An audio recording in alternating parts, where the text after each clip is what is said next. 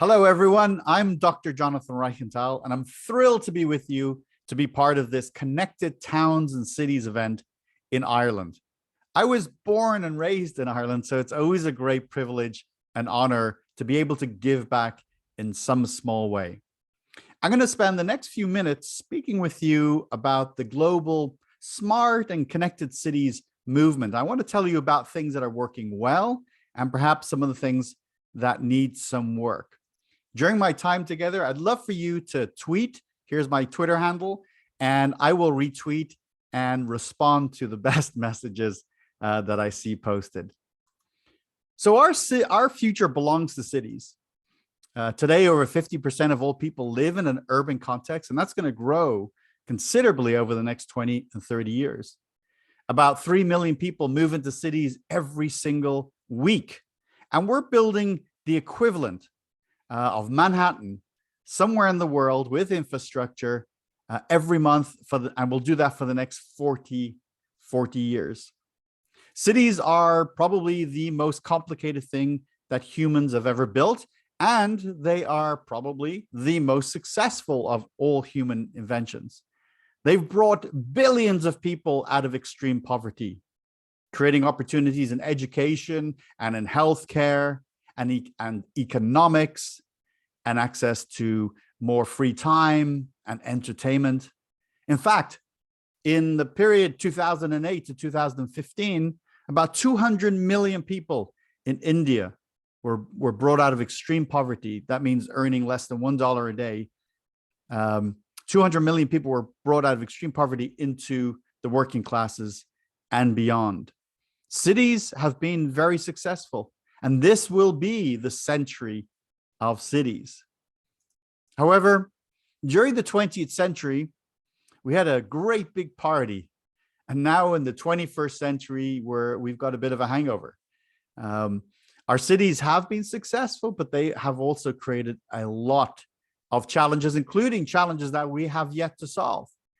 For example, we began a love affair with cars, and that love affair continues to this day, but it creates a lot of congestion and frustration. Plus, all those combustion engines are pumping carbon emissions into the atmosphere and creating part of the contribution towards our current climate crisis, right? We can't add millions more cars to this picture and expect that the situation is going to improve. In our cities, we have hyper-consumerism. We've created factories that are producing an abundance of products for people and communities all over the world. But the byproduct of that, of course, are things like bad air quality. It's anticipated or estimated, by the World Health Organization that air quality or poor air quality contributes to the death of about 8 million people around the world, directly and indirectly each year. And a lot of this production happens because of and within our cities. Well, when you produce a lot of things, you produce a lot of waste, and our cities are places of incredible wastage, and we have to take care of that every day. What do we do with it? And some of it, in fact, the vast majority of it is not easily disposed of. Plastic, for example, can last for thousands of years. We end up putting it in landfills and, just hoping it disappears if we can't see it. But it also makes its way to our rivers and our lakes and our streams and the oceans. And that's terrible because it damages the fish ecosystems and the sea ecosystems, which are so important for humans. And we end up, because the fish consume the plastic, we sometimes eat the plastic too. And it's thought that each of us eats the equivalent of about a credit card of plastic each week because of plastic making its way back into our food ecosystem.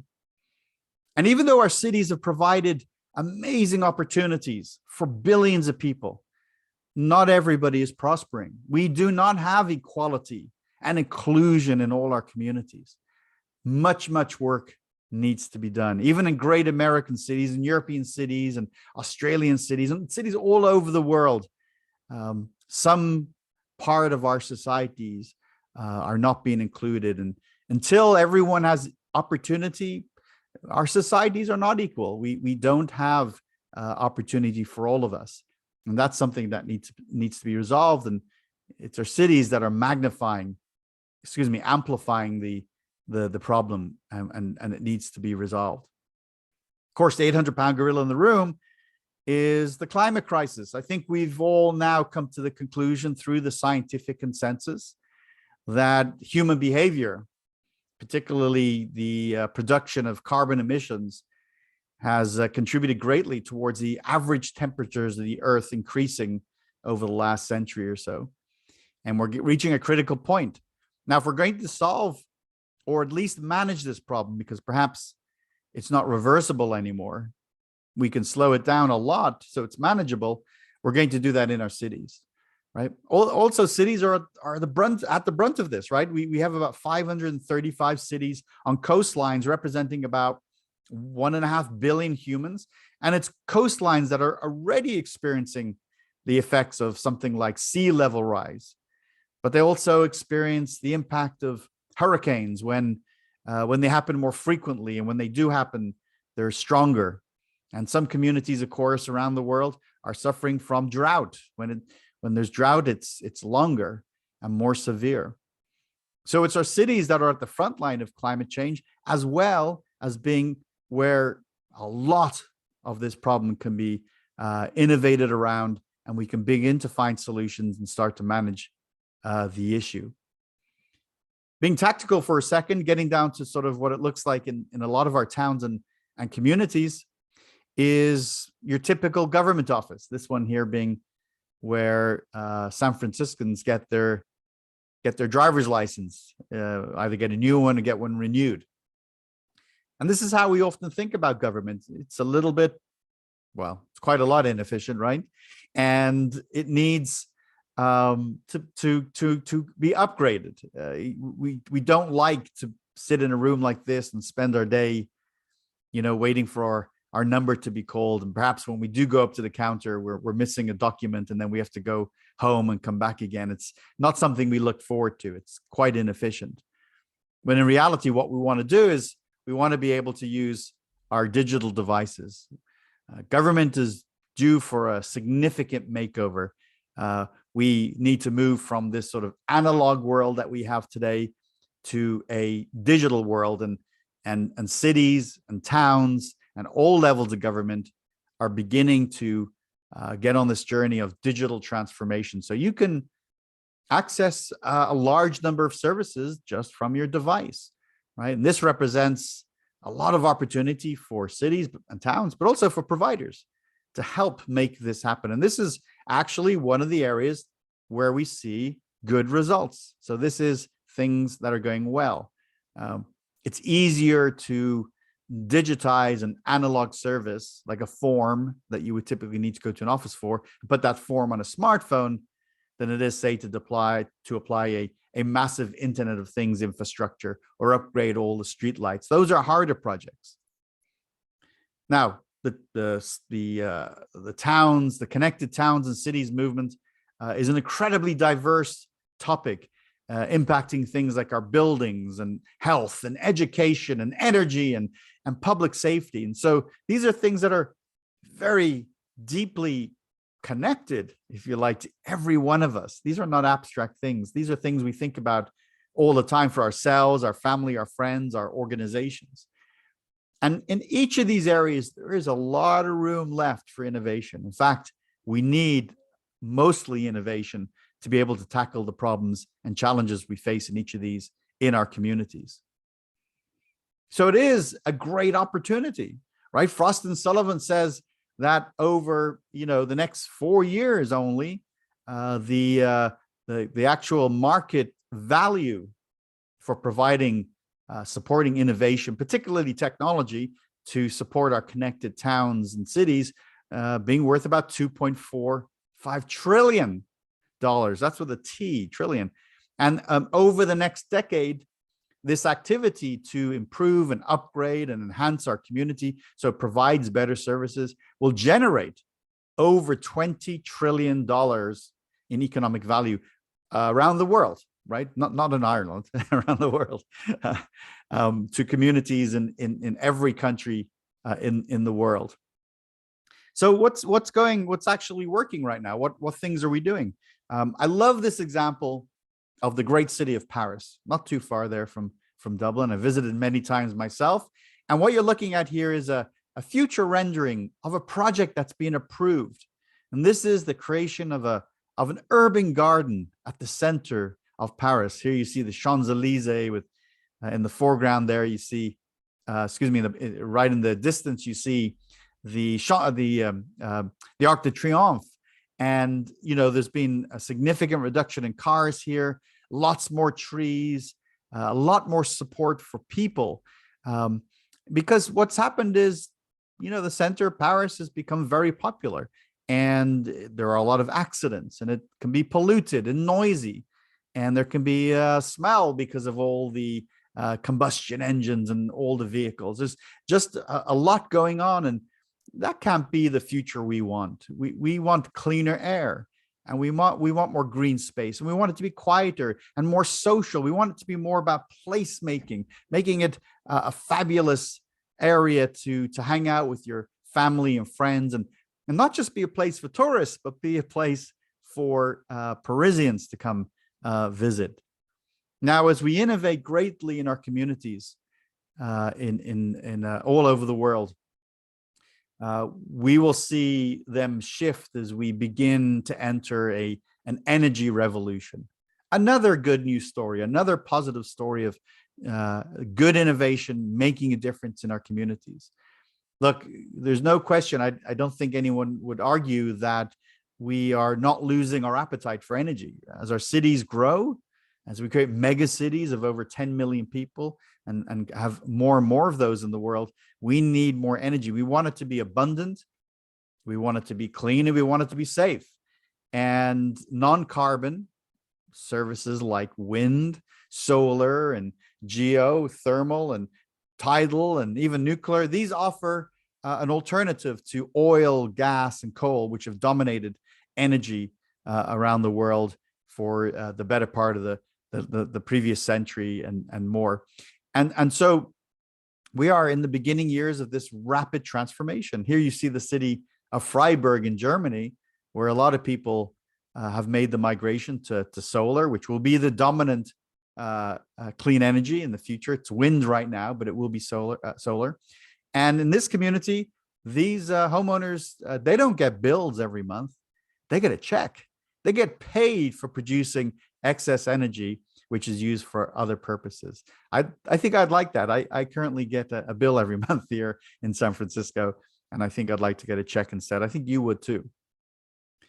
Now, the other thing we're doing is we're sensorizing our urban environments, and that's taking the form of the Internet of Things, putting devices strategically around our communities for things like helping with better traffic management, or for measuring the quality of air and being able to report on that, to provide better public safety services appropriately and with attention to privacy, right? And you see that just the general phenomena of the Internet of Things today represents about 35 billion devices, and over the next 40 years, did I say 40 years? I meant 4 years. Over the next 4 years, that will go to about 75 billion devices, which is 40 billion more. That's where I got the 40 from. So that's an incredible growth of these connected devices to the internet. And that's what, 10 billion a year, almost a billion new devices every single month. And this will be across industries, in the industrial IoT, which is part of manufacturing and smart manufacturing, hospitals, even in our homes, where so many of us are building smarter homes by connecting things over Wi-Fi specifically. But think about the opportunity here, going from 35 billion to 75 billion devices. We need to produce a lot of hardware. We need to produce a lot of software. It's going to produce a lot of data. We're going to have services. So this is all going to generate economic activities. And any town or city in Ireland can make the decision potentially to play in this space and to be a leader, to create models, but also to produce, the services and the products that communities all over the world are going to need. And part of connecting everything, of course, is going to be generating a lot of data. But look at the revenue growth that will occur here as we go through the next 5 years. By 2025, the forecast for IoT devices alone will be $1.6 trillion, of which, again, 20% will be in an urban environment. Towns and cities will constitute the largest consumer and users of IoT devices, solving all sorts of issues, such as like I did when I was the head of technology for a city here in Silicon Valley. You can see, for example, this sensor device, this IoT device here, is on a light that is helping detect whether parking spaces are open or closed. That can be useful, particularly since congestion in an urban environment, in the downtown area, about 30% of it, we think, is caused by people looking for a parking space. So if we can help with that, we can reduce traffic just like that. Now, what's going to happen in the future? What sort of trends do we see in our towns and cities? Well, we're going to see things like artificial intelligence, no doubt. It's going to be baked into a lot of how cities operate. We're going to see a lot more robotics. Here's an example of a security guard that's a robot. This robot never needs to be paid. This robot never sleeps on the job, is always attentive 24/7, right? And here you see in this example, this robot is responsible for security in an urban parking lot. We're going to see drones in the sky. Today, when you look outside, you don't see them, but you read about them. You see videos and TV shows, but drones are coming, and they're going to come in a very big way. They're going to be involved in things like deliveries, right, which is probably the most obvious. But maybe moving, for example, a blood test from a lab to a hospital or from a hospital to a lab.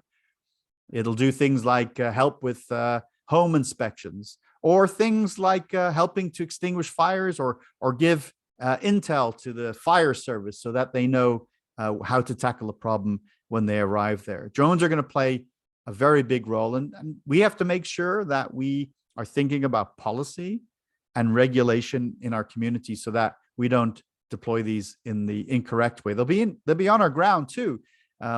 We see in many communities around the world already drones, terrestrial drones, the ones on the ground, being used for deliveries and like delivering medicine or food to people in an urban context.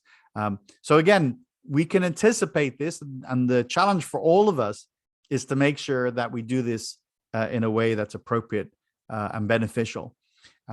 We are going to move to communities of self-driving vehicles. Autonomous vehicles may be the most important transformational technology in our urban environment in the first 50 years of the 21st century. And this is no longer a question of whether it'll happen. We already have self-driving vehicles. Here's Waymo in the great city of Phoenix in Arizona, providing a completely autonomous on-demand taxi service already. This is coming, and it'll come in a big way, such that we will be able to design cities differently. We probably won't own cars in the future, and we probably won't be able to drive cars in the future. Not because we don't want to, but because we will be prohibited. So that's a lot to take in. I just had a short amount of time with you, but it's important for you to walk away with the understanding that we have work to do. We're making progress. There's a lot of opportunity ahead, and all of us can contribute towards building incredible cities and towns in the 21st century. This is not something that you need to point to others and hope that others will do something. This is something where every one of us can participate with our ideas, with our voices, in how we vote, and you could serve or work in a town or a city too. So I hope I've helped you understand the current state of our challenges, and also where we're having some success and where things are headed. This was just a summary. There's so much more, and I think for the rest of today, and if you're watching this online, all the other videos will be able to, and incredible speakers will help you understand more of the details of the topic ahead. Talking of which, if you would like to learn more, I've written many books on this topic, including Smart Cities for Dummies, which has been a fantastic success. I recently released a book that I co-wrote with Brett Hofstad, which is for children, to help kids understand the challenges of cities and how they can help, and through fun activities and engagement. And I'll have more books coming out on the topic in 2022. You can find all this on smartcitybook.com. That's smartcitybook.com. With that, I have to say a big thank you. Again, it's such an honor to be part of this event. It's an important event. I hope you get a lot from it. I hope that you feel inspired to take action, because at the end of the day, that's what it's about. We have to do stuff. We have to innovate if we're going to change the game for our communities. Once again, thank you to everybody. Good luck, and all the best to you.